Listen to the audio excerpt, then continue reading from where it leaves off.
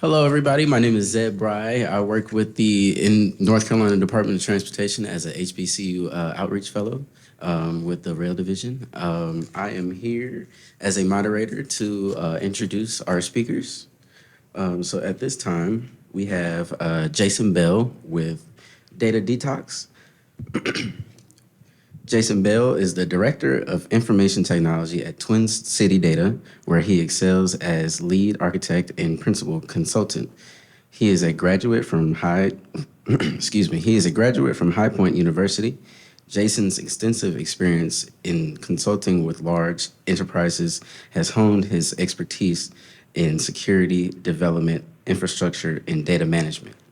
His unique combination of education and experience enables him to provide strategic direction and create innovative solutions for the company's clients. So everybody, please give it up for Jason Bill. Hey, thanks, Seb. I appreciate that. I actually really appreciate you guys coming out. I'm like, I don't know if I'd want to go into a vendor presentation, but I do appreciate you guys coming out, and we'll see what we can do here. Maybe we can have a little bit of fun today as well. Come on in, Dave, you're good. So, contrary to popular belief, the prescription for this is not more cowbell. All right, so pop culture. All right, so we're going to say no. So what we're going to talk about is the standardization prescription. But before we really get into that, Twin City Data is not a GIS company. So we don't look at things through a GIS lens. We look at it from a database and a data level. So we're looking purely at rows, columns, things like that. But before we get too far, I do need to recognize and give credit where credit is due. ChatGPT, if you haven't used it, I spent probably 3 hours trying to think of a title for this, and then I asked ChatGPT, said, why don't you use this? I said, why don't you go ahead and write me an abstract? ChatGPT did that. And I said, hey, could you put together a bio, the bio you just read? Thank you, ChatGPT. So I need to give accolades to OpenAI, and if you haven't ever used it, you should give it a try because you will soon start referring to it as your assistant. So Twin City Data is based here in Winston-Salem. We've been in business for about 3 years, but our origins, we've been working in identity and access management for over 20 years. And you might be asking yourself, well, what in the world would someone that does identity and access management be doing at a GIS conference? Well, we would go in and we look to automate processes for large companies, usually involving data from HR systems. And many times it's multiple HR systems. And a lot of times it's companies that have no physical connection. And then we end up going into all of these different companies and building these solutions. And then over the years, and as the cloud has grown in popularity, don't die on me. Don't do that. Okay, good.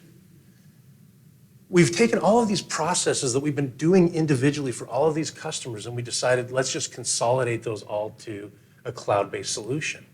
And one of those key things was, how do we get data out of these environments, right?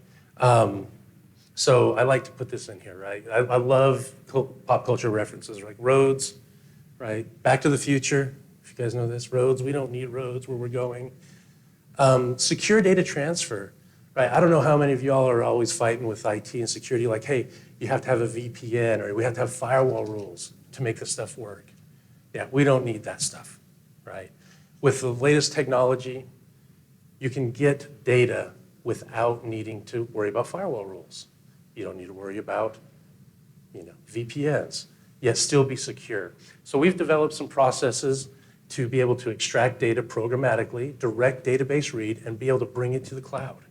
And then we could do some different processing. So that was one of our requirements, is that we had to be able to communicate with all of these different systems, regardless of where they were at, regardless of the firewall status, regardless of VPN status, network overlaps. How do we get the data, okay? Now, again, I'm just going to stay with the HR system, right? So now we have multiple HR systems, 2, 3 of them, And they would all have different definitions for what a job code is or what their location is. So we'd always have to do these data transformations in flight. All right, you're coming in this way, you're coming in that way, we're gonna do these data transformations. Then we're like, okay, what's your integrity of this data? How does this look? Because when we're doing data for identity and access management, it directly correlates to whether or not someone is able to log in. And if we get the data wrong, you could have 200,000 people very upset that they can't get to their email or they can't perform their business functions. So we had to get this data integrity all nailed down. Okay. Then the next thing is that, okay, we've got all of this data. We needed to have a way to access it. We were able to expose this data through an API. Boom, just, secure way, query, and you can get that data in JSON format.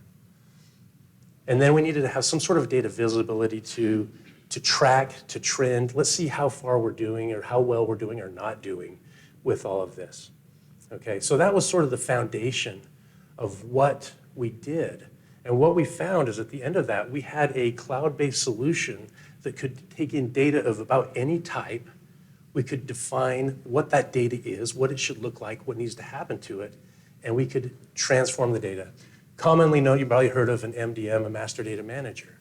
We've ended up with a master data manager that's very effective at getting data and processing it and spitting out the types of information that someone may want to know. So just as a point of a case study, right, we had some simple, you guys might laugh, simple requirements, right? We wanted to make sure that the master address, or probably the MAR, was clean and accurate. We wanted to correlate address data from other systems within the organization, and we wanted to provide actionable reports and metrics. All right, now the first thing you'll know is that it's not simple. Anybody that's worked with data is it's not easy. The data is constantly changing, and there's always this concept of data drift. But at the same time, we wanted to make sure that the requirements on the staff was minimal. We didn't want to say, oh, well, in order to use this solution, you've got to deploy 5 servers and SQL and licensing and all of these different components. We wanted to use within the existing systems. And then we wanted to try to avoid any kind of manual processes as much as possible. So just one little caveat is that this data standardization is not an event. I think a lot of times they're like, yeah, we're going to bring somebody in, they're going to clean our data, and they're going to go out. It's not really like that. This whole concept of data drift, it's real. It happens, okay? So the first requirement is ensuring that the MAR was clean and accurate. So when we jumped into this, we had to start defining what that looked like. So we can just start with a very simple address. On the surface, it looks easy. But then when you dive in, and you guys are probably familiar with this, right? So this is just my journey to understanding your business, your pains. Love that. You find out that the address has multiple components, and everybody does it differently. Forsyth County may do it differently than Mecklenburg County, but generally, there's a lot of similarities there. We start doing our definitions. Well, what's required? What's optional? And then what's a required dependency of that data? So immediately, we can start getting some reports. Here's just like some pseudo SQL for any of you guys that like to work in SQL. You can pull some of this stuff, right? Hey, you're missing required data. How about you're missing a required, some dependent required data? And then the biggest one is exceptions. While you may define that this particular, we'll say in this example, post is required, not everything is going to have it, whether it's legacy data or not. And what we find is that those exceptions actually muddy the waters. With those exceptions, you can't see the real problems. So you have to look at it, you flag it as an exception, and you kick it out, right? So here we go.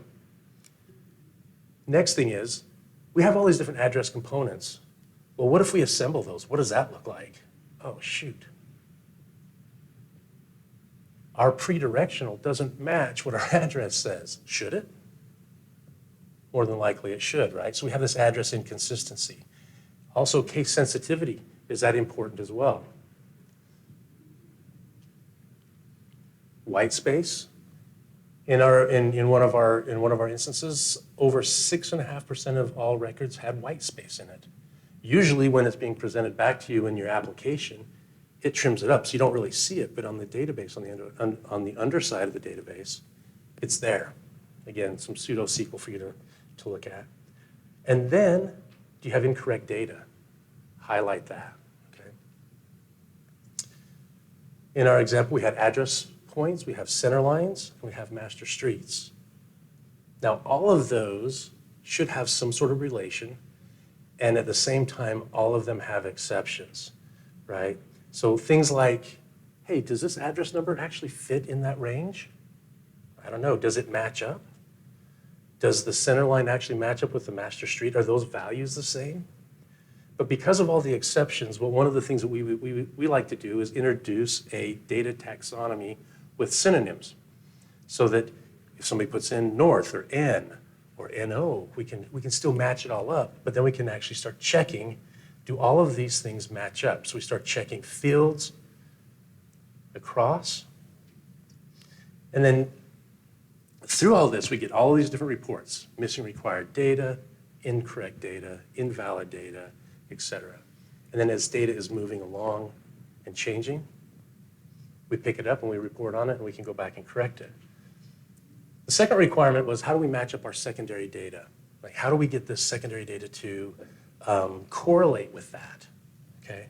So just to give you a little bit of a background of what we built, this is trying to just clip along here for time, is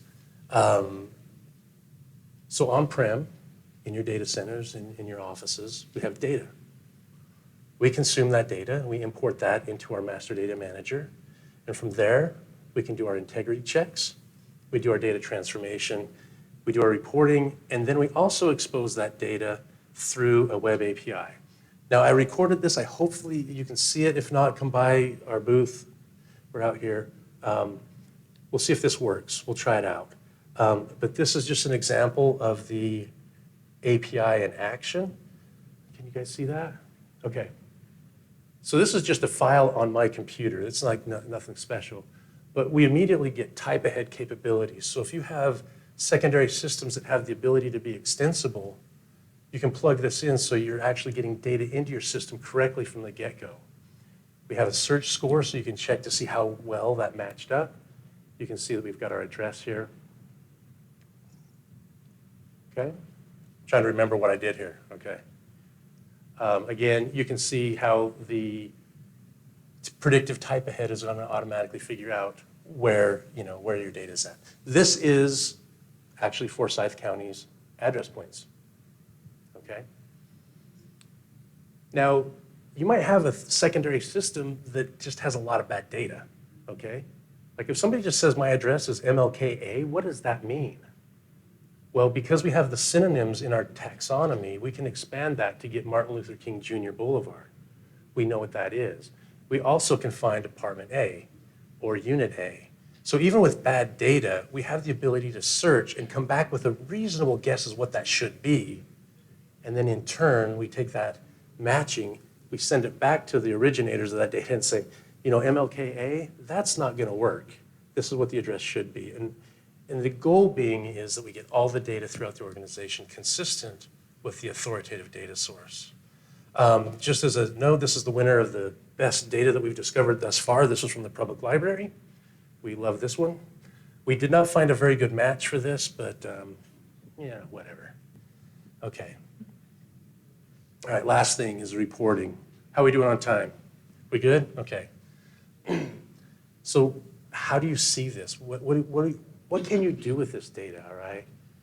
What can this look like? So we want to make sure that we have some reporting metrics.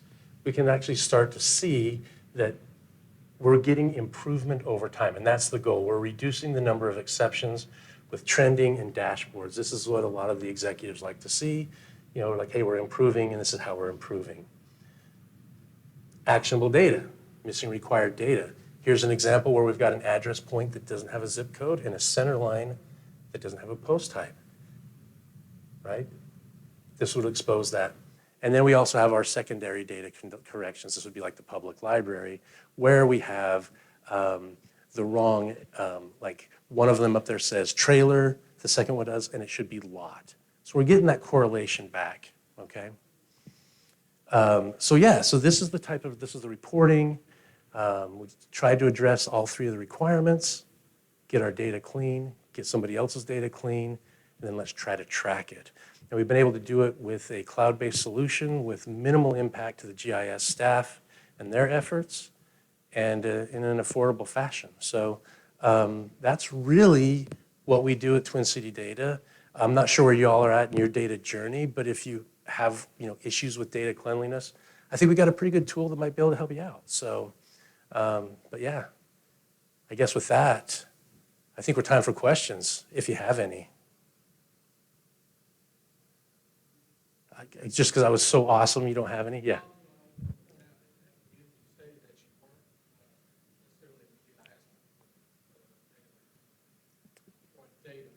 Yeah.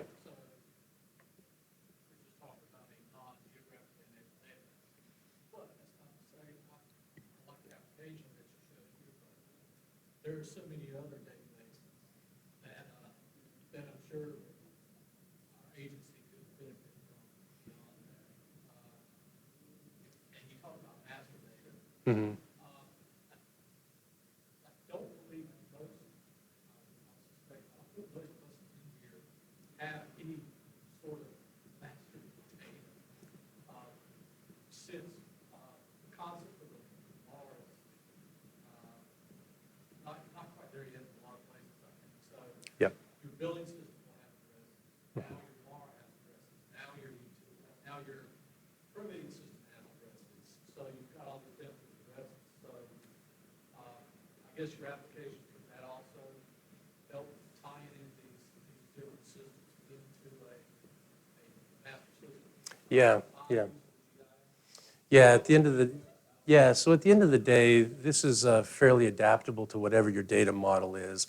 In this example, we use something that seemed like it would make sense for this audience, right? But it could be any kind of data, okay? But I know that's been one of the issues recently where we've got addresses stored in all these other Yeah. systems, and we're trying to get that master data concept in place. We do have a marketplace, and we don't have a good way to attach APIs to some of this. Yeah, so that's exactly it, is that in order for us to know what data needs to be updated in these external systems, we have to ingest it, and we make that relationship, we make that correlation. So exactly what you pointed out, we've started with public library. There's 3 different secondary systems we're bringing in their data. We're using our searching capabilities through the API to identify which is the address point that would be the correct one. And then we can either take that data and just give them a report and say, go update that. Or if they are willing, we would even have the ability to push the data back to their system. So with the goal of, obviously, that all systems, if we were going to talk about address data, that all systems would be consistent. Does your company also specialize in helping people get to a master data? Yeah. So if you don't have a master data per se, we can start with what you've got. Again, we're not looking to go in and implement a new solution for you. We would say, okay, let's take a solution that you've got, and let's at least get that accurate. Let's get that as closely, as good as we can make that, and then see where we go from there. We don't necessarily have I wouldn't consider it like a plug-and-play solution. I would call it probably more like a solution accelerator, because everybody's data is different. And so we have all the parts and pieces and processes. So we would look at your data and say, okay, here's what you've got. Here's how you want to define it. And then we could just plug it in, and then we can start working from there. So it's not like, oh, just install this. Here's your floppy disk, install and walk away, right? It's not going to be like that. But no, but certainly that's the goal of Forsyth County, is they want to get all of their secondary data, whether it's in utilities, tax, some random health database or whatever it is. They would like to get it consistent. So yeah, I've been working with those folks to do exactly that.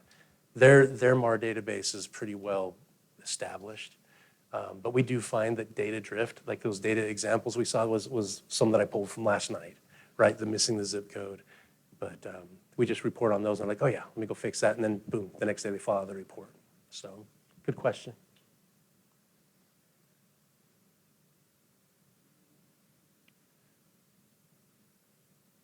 If there's no questions, I do have one sort of announcement.